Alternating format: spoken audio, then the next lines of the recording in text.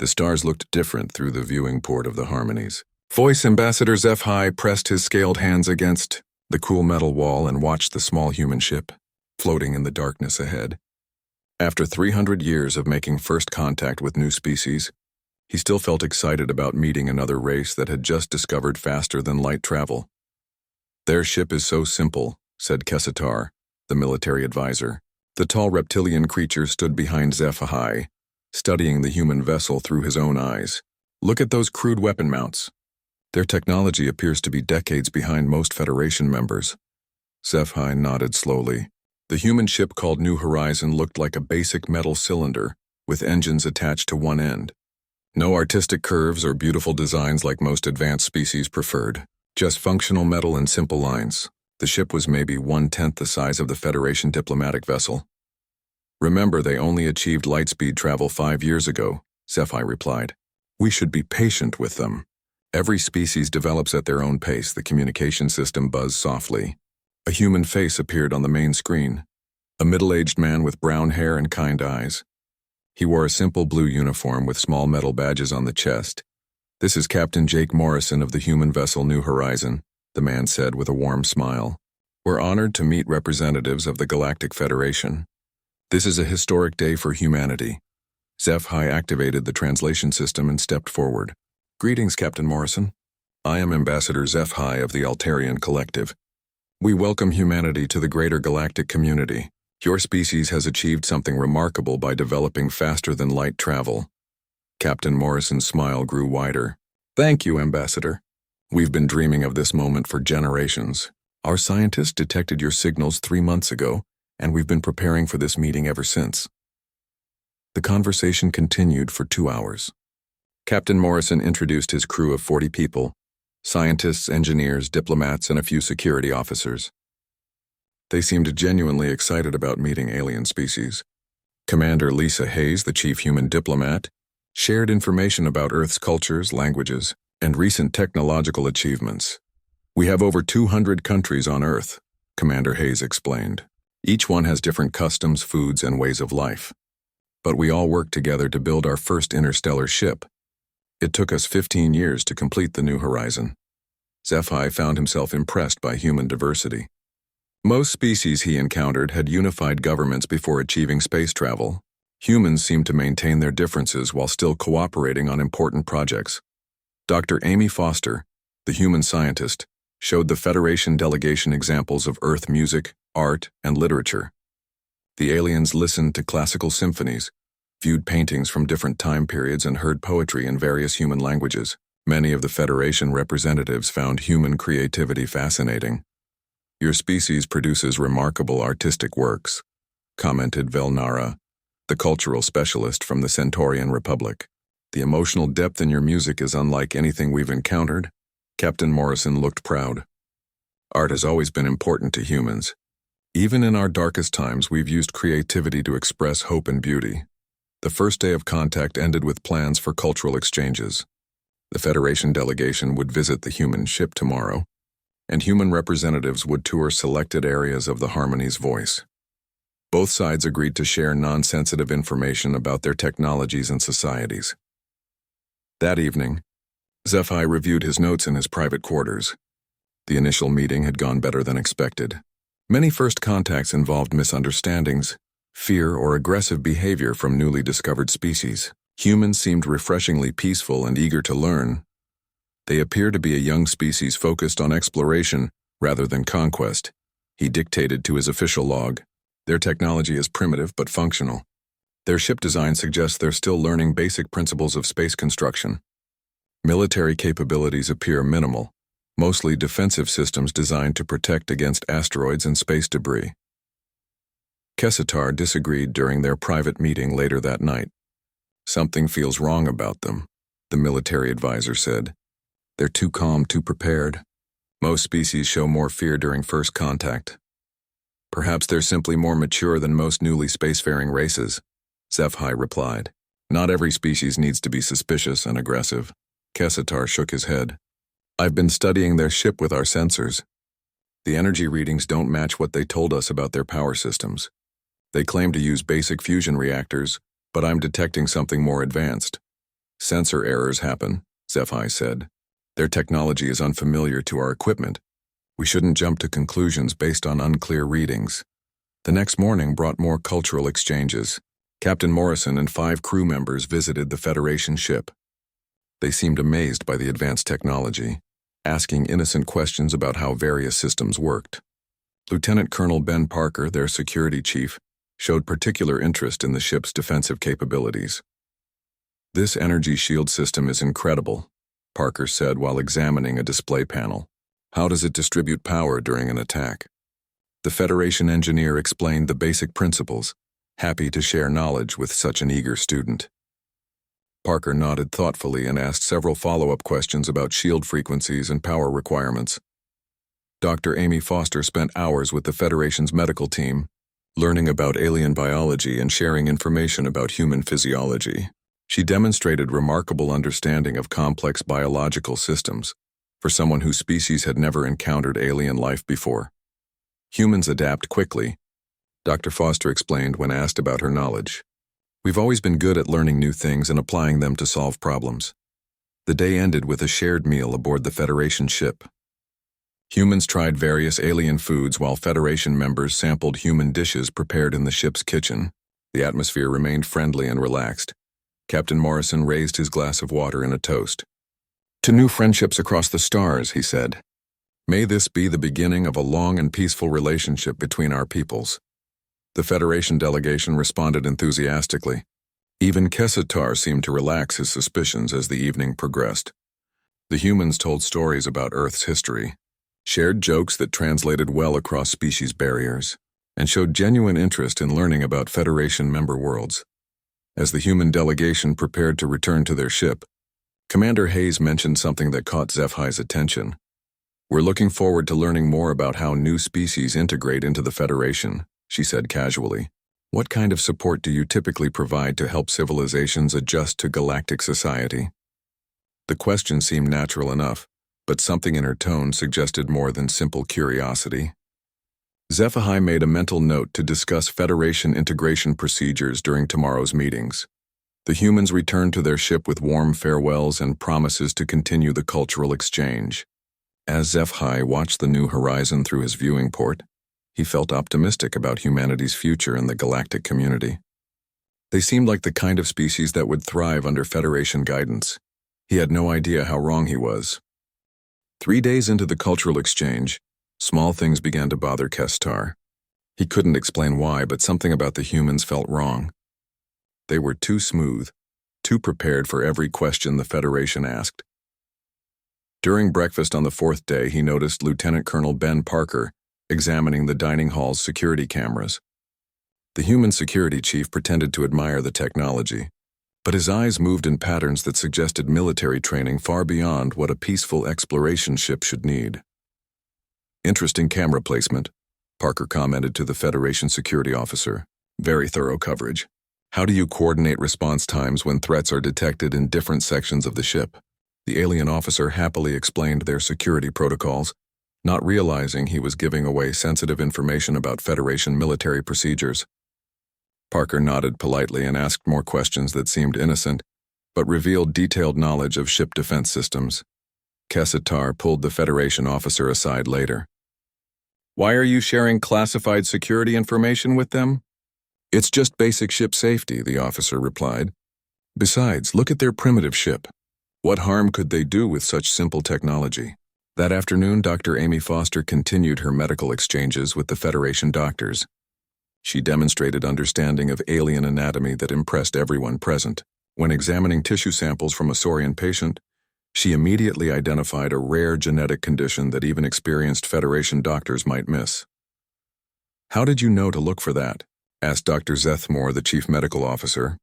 Foster smiled modestly. "Human medical training emphasizes pattern recognition. We learn to notice unusual details that might indicate underlying problems." But Kessatar had been watching carefully. Foster's examination technique was too precise, too confident. She moved like someone who had studied alien biology for years, not days. When she accidentally used the correct, technical term for a Centaurian organ system, a term that hadn't been shared with the humans, Kessatar's suspicions grew stronger. The most troubling incident happened during the evening meal. Captain Morrison was telling stories about Earth's history when he received a small communication device from one of his crew members. The device buzzed softly, and Morrison read something on its screen. "Excuse me for a moment," Morrison said politely. "Ship business." He stepped away from the table and spoke quietly into the device. Kester's enhanced hearing caught fragments of the conversation.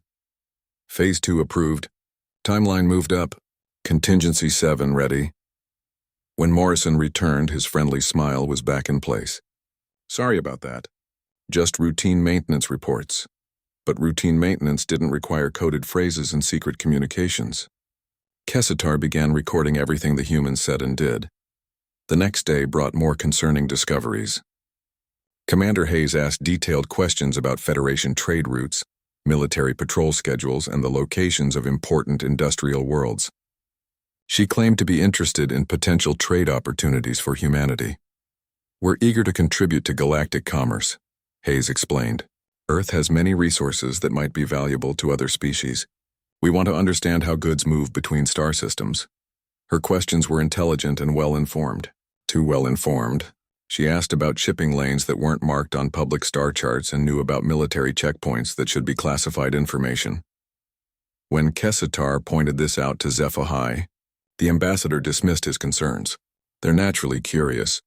Intelligence is a good sign in a new species.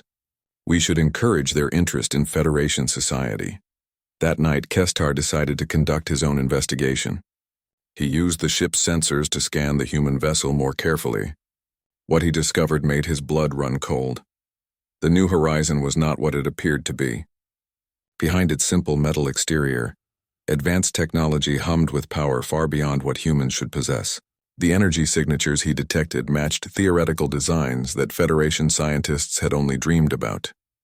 The ship's weapons were not primitive defensive systems.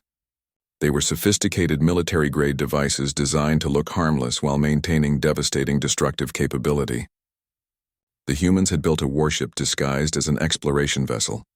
Kestar immediately contacted the Federation patrol ship Peaceful Current, which was stationed at the edge of the system. Captain Veltar's response was grim. "We've been detecting unusual energy readings throughout the system," Veltar reported. "Multiple contacts that appear and disappear randomly. Whatever technology the humans are using, it's more advanced than anything in our databases." "How many contacts?" Kessitar asked. "At least 12 distinct signatures, possibly more. They're using some kind of cloaking technology that makes exact counts impossible." Kestar felt ice in his veins. 12 ships meant this was not a simple first contact mission. The humans had brought a fleet. The next morning, he confronted the human delegation directly. During what was supposed to be a casual tour of the Federation ship's engineering section, he asked Chief Engineer Dan Walsh about human power systems. "Your fusion reactors must be quite efficient," Kessitar said casually. "Our sensors detect energy output that seems high for the size of your ship." Walsh smiled confidently. "Human engineering focuses on efficiency. We've learned to get maximum performance from compact systems." But when Walsh demonstrated a repair on a supposedly broken communication array, he used nanotechnology that shouldn't exist.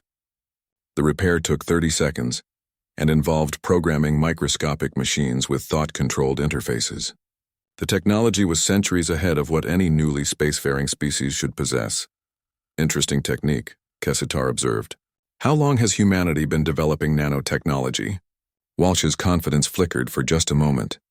"We're naturally good at miniaturization." That evening, Kessitar shared his findings with HFY. The ambassador listened to the evidence with growing alarm. "You're suggesting the humans have been lying to us from the beginning?" HFY asked. "I'm suggesting they're not what they appear to be," Kessitar replied. "Their technology is too advanced, their knowledge too complete, and their questions too specific. This entire first contact scenario feels orchestrated." HFY studied the data Kestar had collected, the energy readings, the sophisticated questions, the advanced repair techniques. Taken together, they painted a disturbing picture. "What do you recommend?" HFY asked. "We leave. Now. Before whatever they're planning reaches the next phase." That night, HFY made the decision to end the cultural exchange early.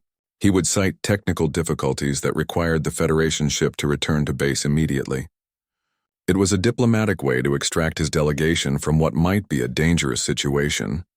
But when the Federation crew tried to start their engines the next morning, they discovered a problem. The main power coupling had developed a microscopic crack that would cause catastrophic failure if they attempted to enter faster-than-light travel. The crack was so small and precise that it could only have been caused by advanced nanotechnology, the same technology that Chief Engineer Walsh had demonstrated during his repair the day before. The humans had sabotaged their ship. The Federation delegation was trapped. Captain Morrison appeared on the communication screen with his usual friendly smile. "Good morning, Ambassador. I understand you're having some technical difficulties. Please don't worry. We're happy to extend our cultural exchange while your engineers work on the problem." His tone was polite and helpful, but his eyes held a different message. The peaceful first contact had been a facade. The humans had been in control from the very beginning. "How long do you estimate repairs will take?"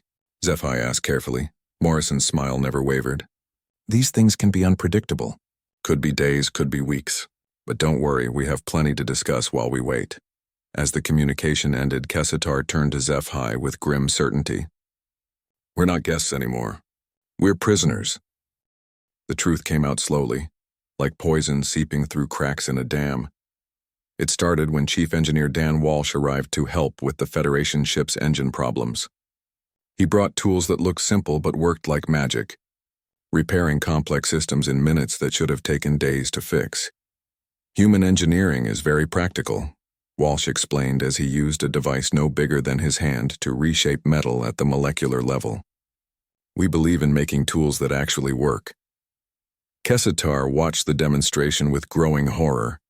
The technology Walsh was using casually had been theoretical for the Federation's best scientists. Humans weren't supposed to understand molecular engineering at all, much less have portable devices that could manipulate matter at the atomic level. "Where did you learn to build tools like this?" Kessitar asked directly. Walsh paused in his work and looked up with a strange smile. "We've been building things for a long time." That afternoon, Ambassador SciFi requested a private meeting with Captain Morrison. They met in the Federation ship's diplomatic lounge, a peaceful room designed to make difficult conversations easier. "Captain, I need to ask you some direct questions," SciFi began. "My military advisor has detected inconsistencies in your technology and capabilities.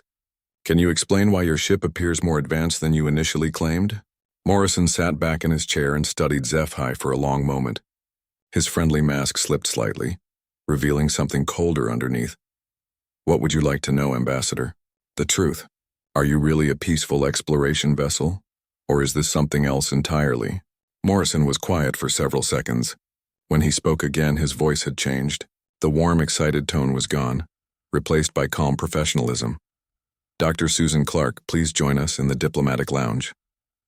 A few minutes later, Dr. Clark entered. She had been introduced as the human cultural anthropologist, a scientist interested in studying alien societies. But the woman who walked into the room moved with military precision and carried herself like a soldier. "Dr. Clark," Morrison said, "the ambassador has some questions about our mission parameters." Clark sat down and looked directly at SciFi. "I'm not actually a cultural anthropologist," she said simply. "I'm a military intelligence officer. My real job is studying alien political and military structures." The words hit SciFi like a physical blow. Military intelligence. "We've been monitoring galactic communications for over 50 years, Clark continued. "We know about the Federation's standard protocols for integrating new species. We know about the economic dependency programs, the technology transfer agreements, and the gradual loss of sovereignty that every new member experiences." She pulled out a small device and activated a holographic display. "We know about the Kepler incident 12 years ago, the Rigelian independence movement 8 years ago, the Vega trade sanctions that forced 3 systems into economic submission. The hologram showed detailed information about Federation military actions that should have been classified at the highest levels." SciFi stared at the data with shock and growing fear. "How do you have access to classified Federation records?" Captain Morrison answered. "Because we've been listening, watching, and learning for decades. The New Horizon isn't our first interstellar ship, Ambassador. It's just the first one we've allowed you to see. Dr. Clark manipulated the holographic display to show star charts. Humanity achieved faster-than-light travel 93 years ago. We've been quietly exploring, establishing colonies, and studying every major galactic civilization since then. The star chart showed dozens of human settlements scattered across multiple star systems, all located in areas the Federation had never explored. Some were industrial worlds, others were research stations, and several appeared to be major military installations. You've been lying to us from the beginning, SciFi said. We've been protecting ourselves, Morrison corrected. Every species that trusts the Federation's integration process loses their independence within 50 years. They become economic vassals, dependent on Federation technology and trade. Their young people leave their homeworlds to work in Federation industries. Their governments become puppet states following Federation policies. Clark added more data to the display. The Federation has absorbed 47 different species over the past 3 centuries. None of them maintain true sovereignty anymore. They think they're partners, but they're actually subjects. The Federation offers protection and prosperity, SciFi protested. We help less advanced species develop their potential. You help them become dependent on you, Morrison replied. Then you gradually take control of their resources, their technology, and their future. It's conquest through kindness, but it's still conquest. The room fell silent as SciFi processed what he was hearing. The humans had studied the Federation for decades and concluded that membership meant slavery.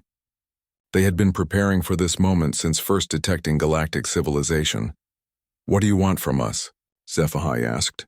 Clark deactivated the holographic display.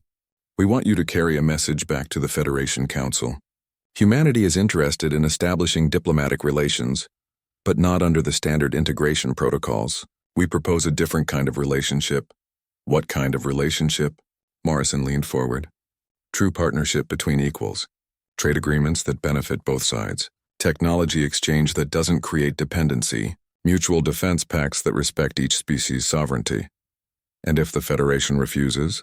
The question hung in the air like a threat. Morrison and Clark exchanged glances before Morrison answered. Then humanity will pursue its own path in galactic affairs. At that moment, alarms began blaring throughout the Federation ship. Kester's voice came over the communication system, tight with panic. Ambassador, you need to see this immediately.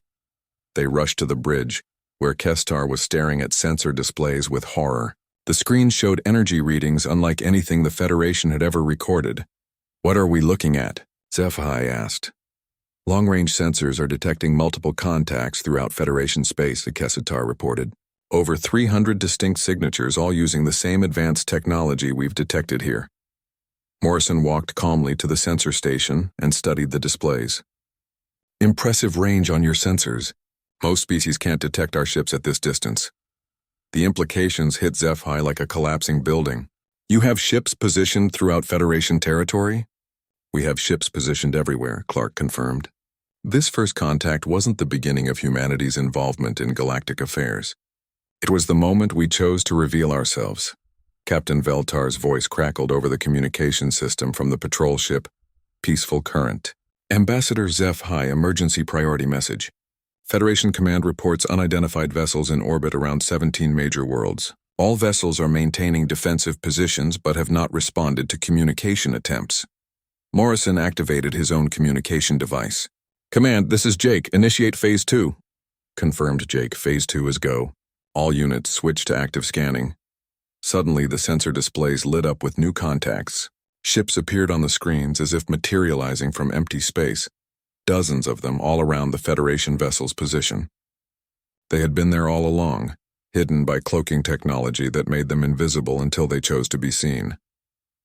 You've been surrounded since the moment we arrived, Morrison explained calmly. But don't worry, we're not here to attack anyone. We're here to change the rules. SciFi looked at the tactical display showing human ships positioned throughout the system, then at the reports of similar fleets throughout Federation space. Humanity hadn't just achieved space travel. They had quietly built an interstellar empire while remaining hidden from galactic civilization. What happens now? He asked. Morrison walked to the viewing port and looked out at the human ships surrounding them. Now we begin real negotiations. Not the kind where one side pretends to be weak and grateful for help, but the kind where both sides acknowledge each other's strength and find ways to coexist. The Federation Council will never accept this. The Federation Council will accept whatever terms ensure the survival of their civilization, Clark said matter-of-factly, because right now humanity has ships in position around every major Federation world. We could destroy their entire infrastructure within hours if we chose to. She paused, then added, but we don't want destruction. We want change. Space itself seemed to bend and twist as the cloaking field deactivated. What had appeared to be empty darkness suddenly filled with the massive bulk of a human warship that dwarfed both the Federation and human diplomatic vessels. The ship was enormous. Nearly 2 kilometers of brutal, functional design that looked like it had been built for one purpose: war. No decorative elements, no artistic curves, just layer upon layer of armor plating, weapon systems, and sensor arrays. The name Iron Thunder was painted in simple white letters along the hull.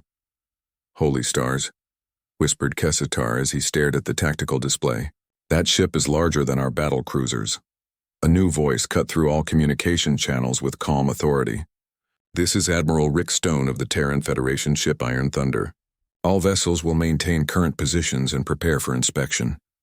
The voice was older than Captain Morrison's, carrying decades of command experience. There was no anger in it, no threats, just the absolute certainty that his orders would be followed. HFY activated the main communication system. Admiral Stone, this is Ambassador HFY of the Galactic Federation. We are on a peaceful diplomatic mission. I'm aware of your mission, Ambassador. Captain Morrison has kept me informed of your progress. We're here to provide additional context for your negotiations. The Iron Thunder moved closer with surprising grace for such a massive vessel. As it approached, more details became visible. The ship bristled with weapons that looked nothing like Federation designs. Strange angular projectors, missile tubes large enough to launch small ships, and energy cannons that glowed with barely contained power. Admiral, came Captain Veltar's voice from the patrol ship. Peaceful current. My ship's sensors are being overwhelmed by your vessel's emissions. What kind of power plant are you using? Something we developed ourselves, Admiral Stone replied. Colonel Miller, demonstrate our tactical capabilities for our guests. A woman's voice responded with crisp military precision. Yes, sir. Targeting the asteroid cluster at bearing 27 Mark IV. Distance 51,000 kilometers. Firing solution locked. HFY looked at the sensor display. The asteroid cluster was barely visible even to the Federation's advanced scanning systems.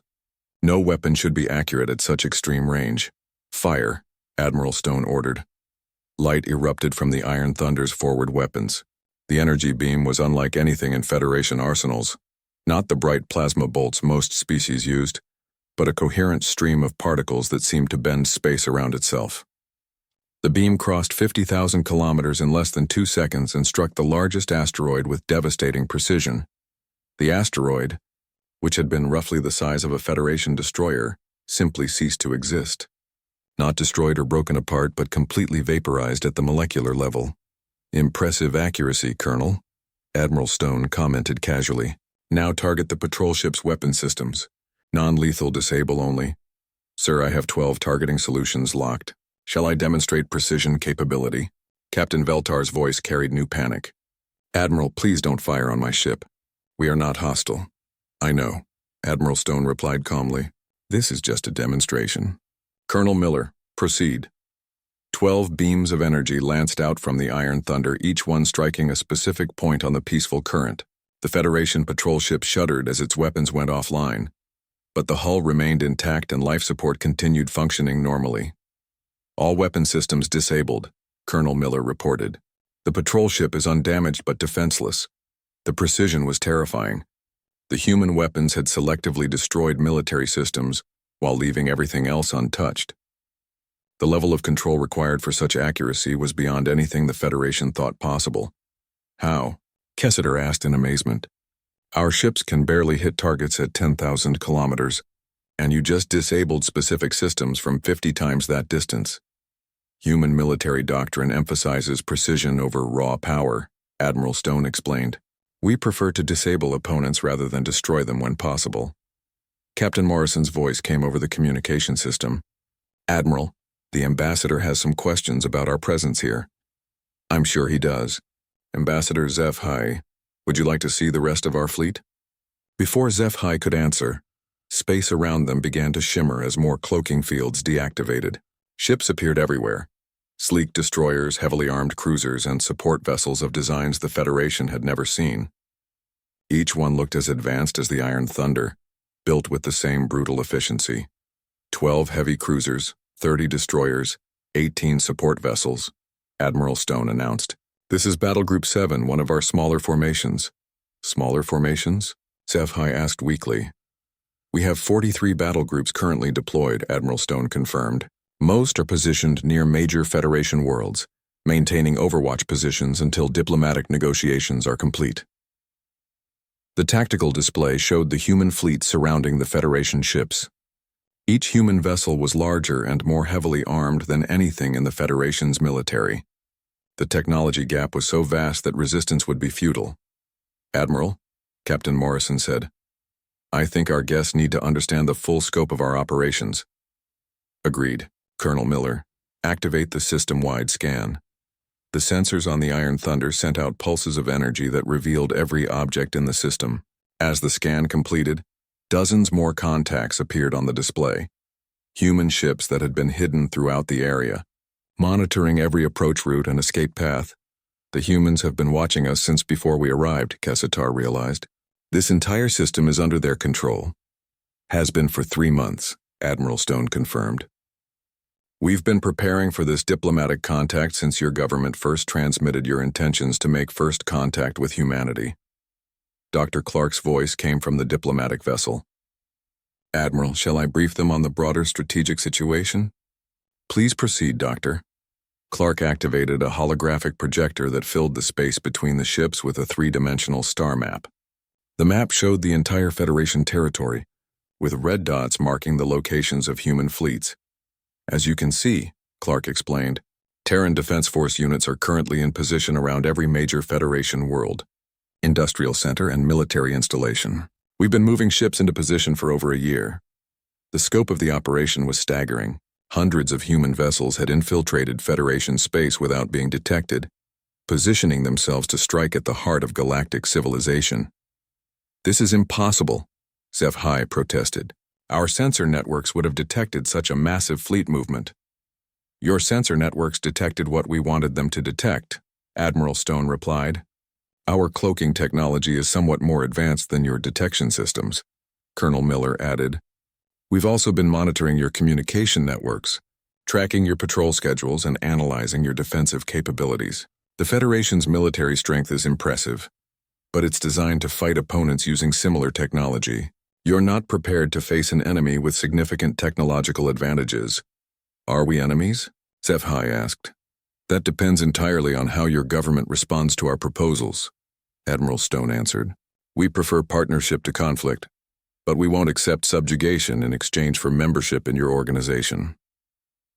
The communication system chimed with an incoming priority message from Federation Command. Admiral Kethvar's face appeared on the screen, his expression grim. Ambassador HFY, emergency priority. We have confirmed reports of unknown vessels in 37 different systems. All attempts at communication have been ignored. The Federation Council has declared a state of emergency and is mobilizing the defense fleet. Admiral Stone's voice cut across the transmission. Admiral Kethvar, this is Admiral Stone of the Terran Defense Force. Your defense fleet mobilization has been noted. I recommend you reconsider that course of action. Who is this? How are you accessing our communications? I'm the officer commanding the human forces currently positioned throughout your territory. Your defense fleet is impressive, but it's not designed to fight opponents who can appear and disappear at will, while striking with precision from extreme range. Admiral Kethvar's face went pale as he realized what he was hearing. You're threatening the Federation? I'm offering you a choice, Admiral Stone corrected. Stand down your military forces and enter into negotiations for a new type of relationship with humanity. Or test your defenses against technology you don't understand and can't counter. The silence that followed was filled with the weight of civilizations hanging in the balance. The Federation had never faced an opponent with technological superiority before. They were used to being the advanced civilization offering guidance to primitive newcomers. "What are your terms?" Admiral Kethvar asked finally. "That discussion will take place between diplomats, not military officers. But I will tell you this. Humanity has no interest in destroying the Federation.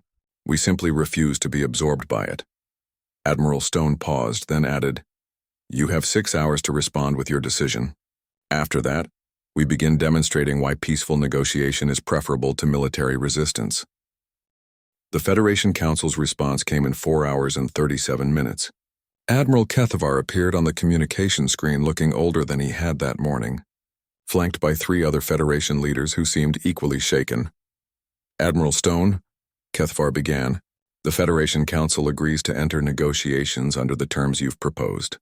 We request immediate cessation of all military activities and the withdrawal of your forces from Federation space." Admiral Stone's reply was measured and calm. "Our forces will maintain their current positions during negotiations as a guarantee of good faith. However, all weapons will remain powered down and no aggressive actions will be taken unless Federation forces attempt to interfere with our operations. And if we refuse these conditions, then you'll discover why every species in this galaxy should have developed better sensor technology." The negotiations began immediately. Ambassador Zephi found himself in the unusual position of mediating between 2 civilizations, both of which were more advanced than he had initially believed. Dr. Clark activated her holographic display again, but this time it showed economic data instead of military positions. The current Federation integration model creates dependency through controlled resource allocation and technology transfer limitations. New member species receive just enough advancement to improve their lives while remaining economically dependent on Federation trade networks. She manipulated the display to show trade flow charts. 47 species have been integrated over 3 centuries. All of them now export raw materials to Federation core worlds and import finished goods at artificially inflated prices. Their brightest citizens emigrate to work in Federation industries, leaving their homeworlds underdeveloped. This system has brought peace and prosperity to billions of beings, protested Councillor Rethmai from the Federation capital. "It's brought peace through the elimination of independence," Captain Morrison countered. "Prosperity for Federation core worlds built on the systematic exploitation of member species who believe they're partners instead of subjects." Commander Hayes pulled up another set of data. "We've analyzed the economic situation of every Federation member species. Without exception, they've lost the ability to exist independently. If Federation trade stopped tomorrow, most of them would face economic collapse within 6 months. That's because we've created an interconnected economy that benefits everyone," Councillor Rethmai argued. "You've created a system where the Federation controls every aspect of member species' economic lives," Dr. Clark replied. "That's not partnership, it's sophisticated colonialism." Admiral Stone's voice came through the communication system. "The demonstration will begin now." Without warning, every Federation world received the same transmission simultaneously. Human ships decloaked in orbit around major planets, industrial centers, and military installations throughout Federation space. The ships remained in defensive positions, but their presence was unmistakable. On the capital world of Centaurus Prime, 3 human heavy cruisers appeared above the planetary defense grid. On the industrial world of Rigel 7, a human battle group surrounded the orbital manufacturing stations. On every important Federation world, humanity revealed the scope of their infiltration. "This is impossible," Councillor Rethmai whispered as reports flooded in from across Federation space. "No one could position so many ships without being detected." "We've been positioning ships for 14 months, Admiral Stone explained. Your sensor networks are designed to detect Federation-level technology using Federation standard operating procedures. We use neither. The psychological impact was devastating. The Federation had believed themselves to be the most advanced civilization in the galaxy, protected by superior technology and military might. In a single moment, that illusion was shattered. "How many ships do you have?" Admiral Kethvar asked. "Enough," Admiral Stone replied simply. Captain Morrison took over the negotiations. "Humanity proposes a new model for galactic relationships. True economic partnerships where both sides benefit equally. Technology exchanges that enhance capabilities without creating dependency. military cooperation agreements that respect each species' sovereignty. He activated his own holographic display. We've prepared detailed proposals for restructuring galactic trade, eliminating exploitation-based economic relationships, and creating genuine cooperation between species. The proposals were comprehensive and well-researched. Humanity had spent decades studying Federation society and developing alternatives that would benefit everyone involved. What about species that prefer the current system? Counselor Rethmai asked. They're free to continue their current relationships with the Federation, Commander Hayes replied, but they'll also have the option to pursue true independence if they choose. For the first time in centuries, Federation member species will have real choices about their future. The negotiations continued for 3 days. Humanity presented evidence of Federation exploitation, detailed plans for economic restructuring, and proposals for new governmental relationships that would preserve each species' autonomy. The most shocking revelation came when Dr. Clark presented historical data about species that had attempted to leave the Federation. In the past century, 14 different worlds have requested to withdraw from Federation membership, she reported. All 14 were subjected to economic sanctions, trade blockades, and in 3 cases, military intervention to restore order and protect Federation interests. Those were cases of political instability that threatened regional peace, Counselor Rethmai protested. Those were cases of species trying to regain their independence being crushed by Federation economic and military power, Dr. Clark corrected. We have documentation of Federation intelligence services deliberately destabilizing governments that sought to reduce their dependence on Federation trade networks. The evidence was overwhelming. The Federation's peaceful exterior concealed a system of control that was absolute and ruthless when challenged. On the 4th day, the Federation Council announced their decision. Admiral Kethvar appeared on the communication screen with the other council members. After careful consideration, the Federation Council accepts humanity's proposals for restructuring galactic relationships. We agree to end the current integration protocols and establish new agreements based on genuine partnership between equals. And existing member species, Captain Morrison asked, will be given the opportunity to renegotiate their relationships with the Federation under the new framework. Those who choose to maintain closer ties may do so. Those who prefer greater independence will be supported in that choice. Admiral Stone's voice carried satisfaction. Excellent. Our forces will begin withdrawing from Federation space immediately, but will maintain monitoring stations to ensure compliance with the new agreements. Monitoring stations? Admiral Kethvar asked. Humanity has learned to be cautious about trusting the promises of powerful civilizations, Admiral Stone replied. We'll verify that the changes are actually implemented rather than just announced. The formal signing ceremony took place aboard the Iron Thunder. Representatives from both civilizations put their names to documents that would reshape galactic politics for centuries to come. As the ceremony concluded, Ambassador Zephi asked Captain Morrison a final question. Why reveal yourselves now? You could have remained hidden indefinitely. Morrison looked out at the stars through the massive viewing ports of the human warship. Because isolation isn't survival. Humanity belongs in the galactic community but as equals, not subjects. We spent a century preparing for this moment, studying, learning, building the strength necessary to demand respect rather than beg for acceptance. He turned back to Zephi with a smile that was genuinely warm for the first time since their meeting began. Besides, the galaxy is more interesting with diversity. The Federation's old system was slowly eliminating the unique characteristics that make each species valuable. We thought it was time for something better. Dr. Clark added her own observation. Humanity's greatest advantage isn't our technology or our military power. It's our refusal to accept that might makes right when it comes to relationships between civilizations. We studied the Federation's history and decided that we could do better. The Iron Thunder and its battle group departed the next day, leaving behind a galaxy that would never be the same. The age of Federation hegemony had ended, replaced by something unprecedented in galactic history: genuine cooperation between truly independent species. Captain Morrison's final log entry read, First contact protocols completed successfully.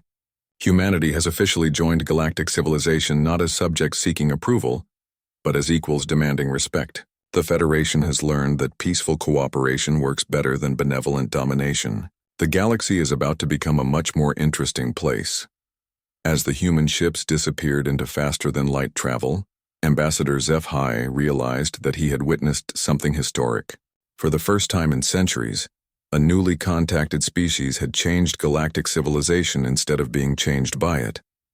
Humanity had arrived not as students eager to learn from their betters, but as teachers ready to demonstrate that there was a better way for species to coexist among the stars.